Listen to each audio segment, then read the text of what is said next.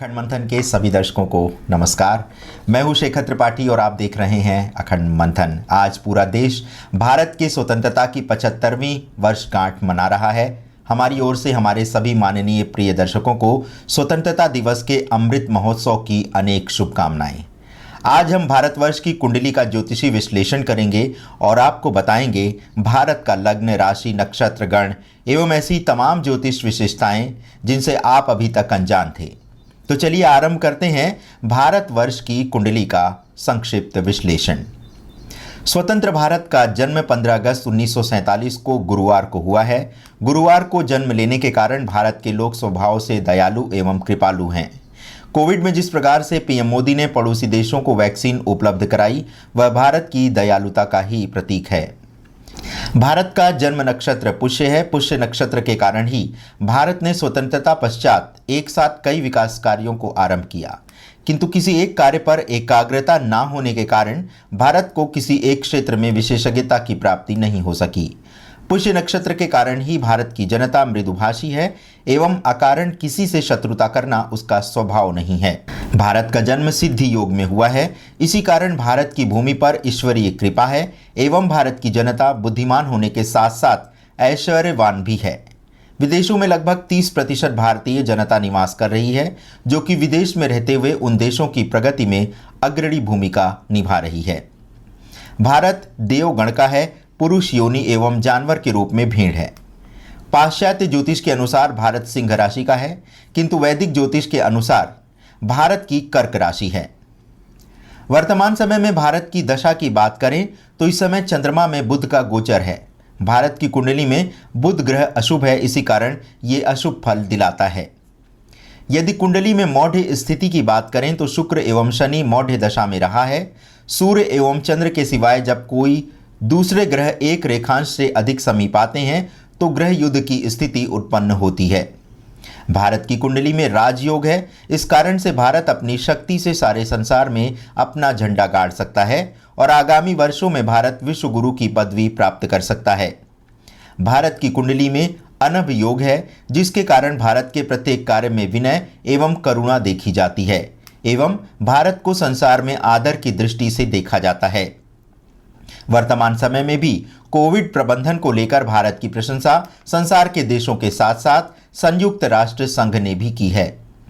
भारत की कुंडली में गज केसरी योग एवं वसुमती योग भी है, जिसके कारण भारत की ऐश्वर्यपूर्ण आयु रहेगी एवं अपनी बुद्धि के बल पर भारत संसार में अपना सिक्का जमा लेगा। वसुमती योग के कारण ही भारत में आने वाले समय में अथाह संपत्ति एवं ऐश्वर्यपूर्ण जीवन के संकेत मिल रहे हैं। भारत की कुंडली में ब्रह्म योग एवं सद संचार योग है। इस कारण से भारत में भोज्य पदार्थों की अधिकता है एवं परोपकारी कार्य करके यहाँ के लोग प्रसन्न रहते हैं। मातृ मूलधन योग के कारण भी भारत माता की कृपा यहाँ के लोगों पर सदा बनी रहती है एवं पंचग्रह योग के कारण यदि भारत अपने पड़ोसी देशों से अच्छे संबंध रखे तो वह पड़ोसी मित्रों के कारण संसार में श्रेष्ठ स्थान प्राप्त कर सकता है। भारत की कुंडली में वृषभ लग्न है। इसी कारण से स्वतंत्रता की प्राप्ति के पश्चात यहाँ बड़े बड़े कारखाने एवं उद्योगों की स्थापना हुई। कन्या राशि के 5वें स्थान पर होने के कारण भारत का नेतृत्व प्रौढ़ आयु की महिला ने किया एवं भारत की भाग्योन्नति का वर्ष 1992 के बाद आरंभ हुआ, जब कांग्रेस सत्ता से अलग हुई। यानी भारत की कुंडली में ही लिखा था कि स्वतंत्रता के पश्चात कोई महिला नेत्री ही भारत के सर्वोच्च पद पर आसीन होगी। स्वर्गीय श्रीमती इंदिरा गांधी वही महिला थीं जिन्होंने भारत का नेतृत्व किया और पाकिस्तान को तोड़कर बांग्लादेश नाम का एक नया देश बना दिया। भारत की कुंभ राशि 10वें स्थान पर है, अतः पहले तो भारत को धोखा देना मुश्किल है और यदि कोई धोखा देता है तो भारत उससे अच्छी तरह से निपटना जानता है। पाकिस्तान के साथ हुई झड़पें एवं 3 युद्ध इसी बात का उदाहरण हैं। भारत की कुंडली बताती है कि इसे सदैव जागृत एवं सचेत रहने की आवश्यकता है। मंगल के दूसरे स्थान पर होने के कारण भारत के लोगों का जीवन परिश्रम से भरा हुआ है। भारत की कुंडली में चौथे भाव का स्वामी तीसरे भाव में स्थित है, अतः भारत के लोग स्वावलंबन से ही उन्नति कर पाएंगे। चौथे भाव का स्वामी राजकीय स्वभाव से युक्त सूर्य है। इस कारण भारत के प्रत्येक क्षेत्र में सफलता मिलने के संकेत हैं और यहाँ के लोगों के कारण ही भारत की नई पहचान बनेगी। भारत की कुंडली में छठे भाव का स्वामी गुरु है एवं छठा भाव शत्रु को सूचित करता है। इस कारण भारत शत्रुओं का डट कर सामना करता है और इसके लिए वह किसी भी सीमा तक जा सकता है। चीन सीमा पर भारतीय सेना का डटे रहना इसी बात का प्रतीक है। कुंडली में आठवें भाव का अधिपति छठे स्थान पर है, अतः शत्रुओं पर भारत की विजय सुनिश्चित है। भारत की कुंडली में 10वें भाव में कुंभ राशि है, अतः भारत को वैज्ञानिक अनुसंधानों, आणविक एवं नाभिकीय शास्त्र, विद्युत शक्ति के क्षेत्र में अपार सफलता मिलने के योग हैं। इसके अतिरिक्त शिल्पकारी, धातु, लकड़ी की दस्तकारी, चमड़ा, धरती का खनन क्षेत्र में भी भारत को भारी सफलता मिलने के योग हैं। भारत को खान, खनिज पदार्थ, विज्ञान, इंजीनियरिंग, तेल, पेट्रोलियम, भूगर्भ विज्ञान, जल संसाधन और समुद्र के भीतर चलने वाला जहाज एवं जल पर्यवेक्षण जैसे क्षेत्रों में अधिक सफलता मिलने के योग दिखाई दे रहे हैं। भारत की कुंडली का 11वां भाव आमदनी को बताता है, अतः लाभेश के छठे स्थान पर होने से भारत सदा से ही शत्रुओं का सामना करने में समर्थ रहा है।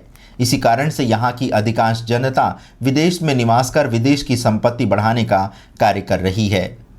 जैसे जैसे भारत का 90वां वर्ष आएगा, भारत संपूर्ण विश्व में आध्यात्मिक देश के रूप में प्रसिद्ध हो जाएगा। और आइए अब आपको बताते हैं भारत की कुंडली में वर्तमान समय में कौन सी दशा चल रही है और इसके क्या क्या लाभ और हानि हो सकते हैं। तो भारत की कुंडली में 7 मई 2021 से चंद्रमा की महादशा का पहला चरण सुखद रहने वाला है, जबकि बुध की अंतर्दशा में भारत प्रत्येक क्षेत्र में विजेता बनकर उभरेगा। 6 अक्टूबर 2022 से 7 मई 2023 तक चंद्र दशा में केतु की अंतर्दशा रहेगी। इस समय शांतिपूर्ण समय रहेगा, किंतु अनियंत्रित होने पर स्थिति विघटनकारी हो सकती है।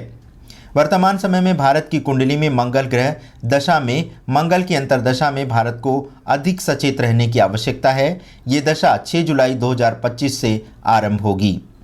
वर्तमान समय में भारत की चंद्र दशा चल रही है, इसी कारण यहाँ की जनता को प्रतिकूल परिस्थितियों का सामना करना पड़ रहा है।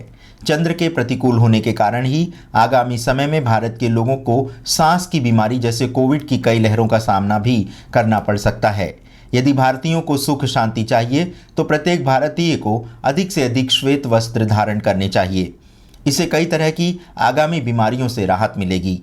चंद्रमा के अशुभ प्रभाव से मुक्ति पाने के लिए भारतीयों को सोमवार का व्रत रखना चाहिए, किंतु उपवास के समय अपने आवेग एवं वाणी पर नियंत्रण रखना अच्छा होगा। तो यदि आप भारत में स्वस्थ जीवन व्यतीत करना चाहते हैं तो वर्तमान समय में चंद्रमा को शुभ बनाने का प्रयास करें, ताकि आपके जीवन में सुख, स्वास्थ्य एवं समृद्धि की वर्षा हो सके। वर्तमान समय में भारत की कुंडली में 16 अगस्त से 15 सितंबर तक सूर्यदेव दूसरे भाव में संक्रमण करेंगे। इस दौरान यहाँ की जनता को कई प्रकार के कष्ट मिल सकते हैं, किंतु बाद में परिस्थिति में सुधार होगा। सिर एवं आंखों से संबंधित रोग भी हो सकते हैं। इसी प्रकार से 7 अप्रैल से 14 सितंबर 2021 तक गुरु 8वें भाव में संक्रमण कर रहे हैं। इस कारण अनावश्यक रूप से भारतीय जनता के कार्यों में रुकावट आ रही है। शनि इस समय 7वें भाव में संक्रमण कर रहे हैं, अतः यहाँ के लोगों को अनचाही यात्राएं करनी पड़ेंगी। अब आइए आपको बताते हैं कि भारत की कुंडली में अष्टक वर्ग का क्या संकेत है और क्या फल है। अष्टक वर्ग में भारतीय ज्योतिष पद्धति द्वारा अंकों का प्रयोग करके परिणाम निकाले जाते हैं। भारत की कुंडली के चंद्र अष्टक वर्ग में 5 बिंदु हैं जो शीर्ष स्थान प्रदान करते हैं। भविष्य में सूर्य के अष्टक वर्ग में 4 बिंदु हैं जो ये कुटिल संपत्ति को सूचित करता है। यहाँ के लोग भ्रष्टाचार से अधिक धन कमाना चाहते हैं। कोरोना काल में नकली दवाएं बनाना, 2 रुपए की दवा को 200 रुपए में बेचना इसी का संकेत है। बुध के अष्टक वर्ग में भी 4 बिंदु होने से वर्तमान समय में बेरोजगारी की समस्या चरम पर है। शुक्र के अष्टक वर्ग में भी 4 बिंदु हैं, जिसके कारण जितना लोगों को यहाँ सुख मिलेगा उतना ही दुख भी मिलेगा। मंगल के अष्टक वर्ग में 2 बिंदु हैं, अतः यह देश की एकता के लिए अच्छे संकेत नहीं हैं। इस कारण से भारत में वर्तमान समय में जातीय दंगे एवं गृह युद्ध होने जैसी परिस्थितियां भी निर्मित होती दिख रही हैं। अनावश्यक बातों पर लड़ाई भी छिड़ सकती है। गुरु के अष्टक वर्ग में 4 बिंदु होने के कारण यहाँ के लोग अचानक से ही प्रगति कर लेंगे, यानी जो रंक है वह राजा बन जाएगा और जो राजा है वह रंक। शनि के अष्टक वर्ग में 2 बिंदुओं के कारण अभी यहाँ की जनता का महामारी के साथ साथ अन्य छोटी मोटी बीमारियों का सामना भी करना पड़ सकता है। तो दर्शकों, ये था भारत की कुंडली का पहली बार इतना विस्तृत विश्लेषण। आपको हमारा ये प्रयास कैसा लगा? आप अपनी राय हमारे ईमेल आईडी akhadmanthan@gmail.com पर दे सकते हैं। इसी के साथ ही साथ आप हमारे व्हाट्सएप नंबर पर भी अपने संदेश प्रेषित कर सकते हैं। आज रात्रि 9 बजे देखिए हमारा विशेष कार्यक्रम बस इतनी सी बात, जिसमें आपको दिन भर की गतिविधियों की संक्षेप में सूचना मिल जाएगी और आप अपना जो समय टीवी पर व्यतीत करते हैं और अधिक समय व्यतीत करते हैं, उससे कम समय में हम आपको बस इतनी सी बात कार्यक्रम में दिन भर की सारे समाचार और सारी गतिविधियों की सूचना प्रदान कर देंगे। तो दर्शकों, बने रहें हमारे साथ और देखते रहें अखंड मंथन, समय से पहले समय की जानकारी प्राप्त करने के लिए।